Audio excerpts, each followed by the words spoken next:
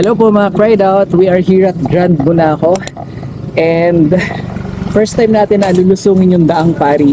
Meron po tayong vlog sa ating YouTube kung paano po natin inahon yung Daang Pari. I will share to you kung paano po yung lusong na gagawin ko sa Daang Pari.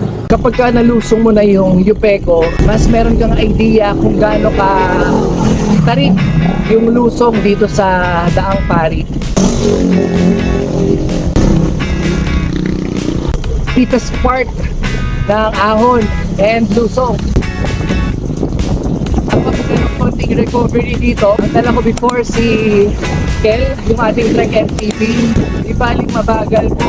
Importante ko, nasa 100% ko yung focus ko habang tumulong ko. Wow, look at view. So ito po yung isa sa matarik pa na part. Ayun, kita mo yung solid cement dito, yung pagawaan ng semento dito sa Rizal. Maganda rin po dyan kasi pwede po kayong mag-gravel ride.